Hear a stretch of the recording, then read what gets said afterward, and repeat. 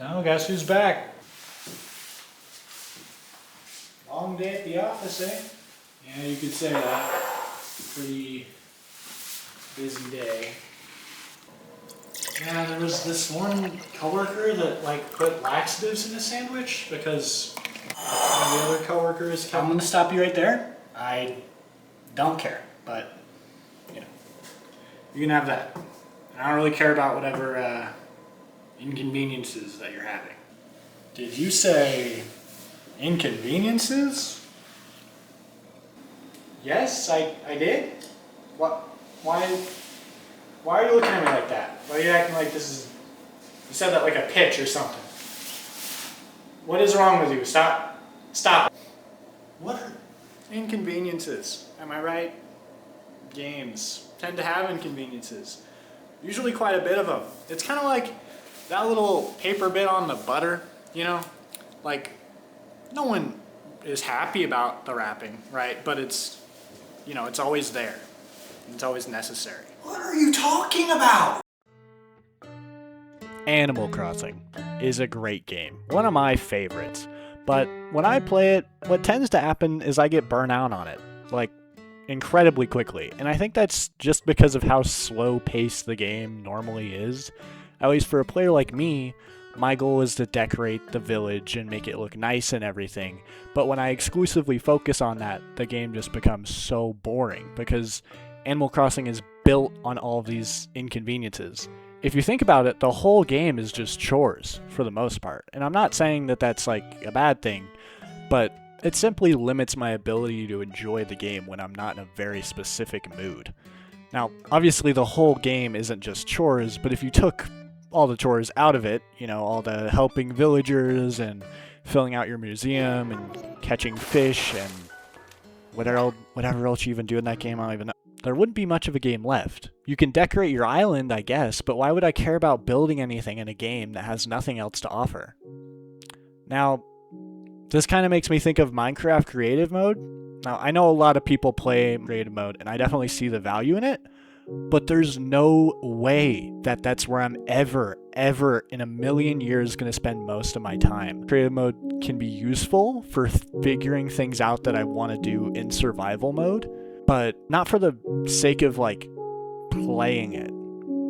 I don't care about building a house that isn't mine without significant monetary gain. The only reason I care about making something look nice in a game is because I'm immersed in that world, in that space that I spend so much time in, where there's things to do and characters to see, and again, on paper, all of these things are just inconveniences, but they're what make a game like Animal Crossing.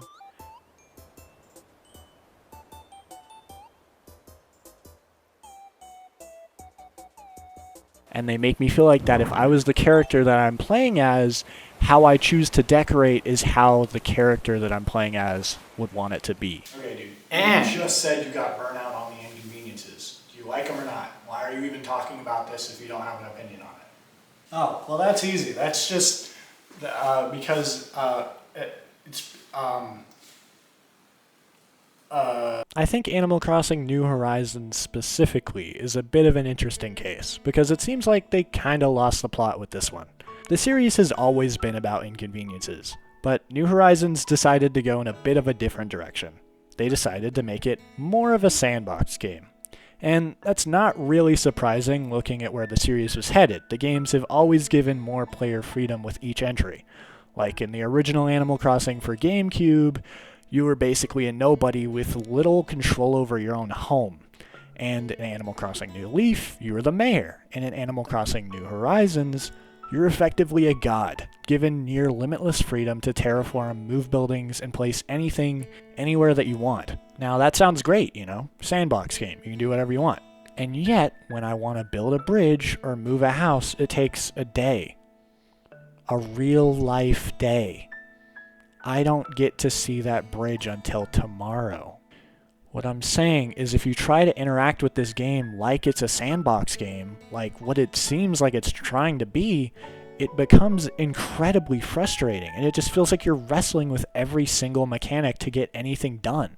The game pushes you back every step of the way. Now, that being said, nearly all of this feeling is just from not playing the game as intended, in a rush.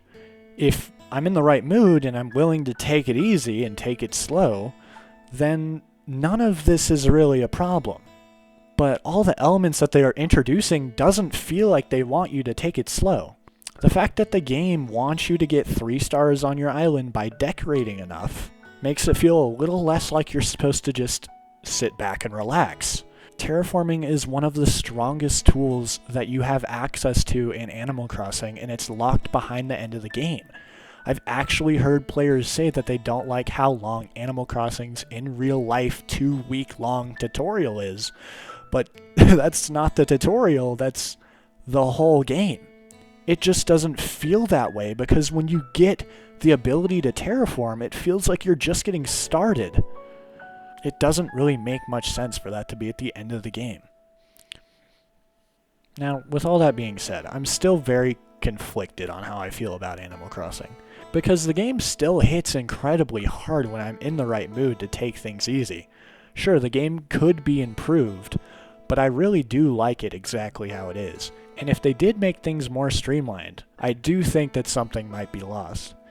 It would change the pacing of all types of play, which might be good, but might make the game overwhelming and lose some of that relaxing simplicity that it has. I feel like Animal Crossing is a bit like swimming in still water. Sure, you could give the game more current and it would be a bit faster, but you wouldn't be able to just sit there and float.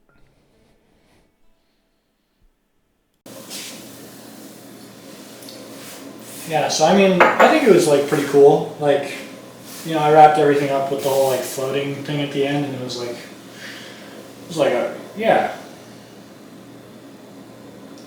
Get over it. It's not that bad.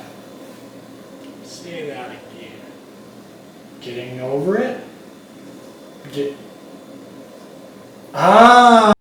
Getting Over It is a great game. Hey guys, this is my first time scripting a video. Is this complete shit? Anyway, so you're probably thinking So you're probably thinking Getting Over It has many inconveniences. That's kind of its whole thing. It's very inconvenient to say the least. And it's very frustrating, but eventually it isn't. And hear me out. My first time beating Getting Over It was actually on my phone because I didn't have a PC at the time, and about 90% of my time playing it was on a school bus almost every single day, and it took me most of a school year to beat. And that's probably because I was a child playing on an iPhone 6 on a moving bus full of children, but either way, the point is it took me a very long time, and as you might imagine, I fell a lot of times. But every time that you fall, every time that the game sets you back, it hurts just a bit less. Now, I sort of stopped trying to even get to the top. I was more just playing for the sake of it. So much so that if I got stuck on a part of the map for a while, I'd get sick of it and just throw myself back down to the bottom just to climb something else. I knew as long as I just kept playing, I would eventually be good enough to get to the top. And I didn't even know where the top was at the time. I'd never seen the end of the game, but I remember climbing up again and again and again and again, and falling over and over and over, and eventually I saw that tower. And I saw that tower and I knew that was it. I could see the top of it, and there was absolutely nothing past that. I knew that was it. And after falling off that tower probably hundreds of times, I swung my hammer one last time, swung up, and after prodding with this hammer at a pile of garbage for literal months, seeing my character just float up to the top effortlessly is pure fucking bliss. At this point, every time I played, I fully expected to fall. Like, that's just what happened every time I played. Why wouldn't it happen this time? But this one time, this one final time, I didn't need a fall. So I went up, and I saw the credits, which are great, by the way. Fucking pretty sure I cried when I beat this game, to be honest. That they're so good.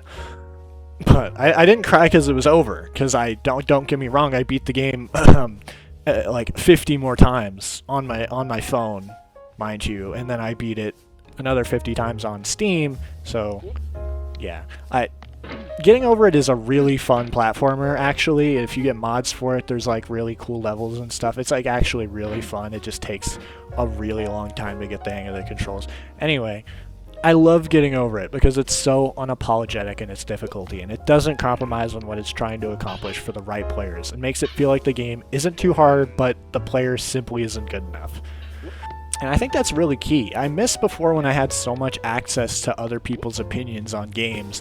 When a game was unreasonably difficult, I just thought I was bad, but now it's an unbalanced game with all these technical issues with a 4 out of 10 on IGN or whatever. And I feel like it makes it so that players don't give a game a chance it deserves, especially players that would actually love it despite whatever issues it might have. I remember playing Sonic and the Secret Rings on the Wii. That game is definitely a game that didn't need to have motion controls, but it did, and that's how I played it, and I beat the entire game that way. And I never once got mad at the controls, because sure, they probably screwed me over more times than I can count, but I never thought of it that way. I just thought I wasn't good enough. I just wasn't shaking the controller right. I just wasn't timing it right. And I probably enjoyed the game way more because I played it that way. Anyway, that's that's a video I'm not going to make. Inconveniences, right. Well, to be honest, I could talk about literally any game here. Pretty much any game has inconveniences, and that's why I think it's so interesting when games have inconveniences that actually add to the experience, rather intended or not. So, I guess I might as well just pick my favorite. Minecraft is full of inconveniences. And I know I was just talking about Minecraft, but this is different, alright? It's different. It's different, alright? It's different. Minecraft has a bit of a different kind of inconvenience, and that's the grind. Whether it's getting blocks, building something out of blocks, or grinding for XP, or whatever it is. Anyone that plays Minecraft knows that if you want anything that isn't wood or stone, it's going to take you a while. And when you're doing these mundane tasks, something else tends to happen. Whenever you're mining for a while and your mind starts to wander with the music, you start to think about other things outside of the game. Your life, that work you need to finish, that class you need to wake up for, those chores that you need to do, that video that you need to finish. Anyways, this got me thinking about inconveniences in real life, and without them, I might not be as happy as I am right now. Thanks for watching.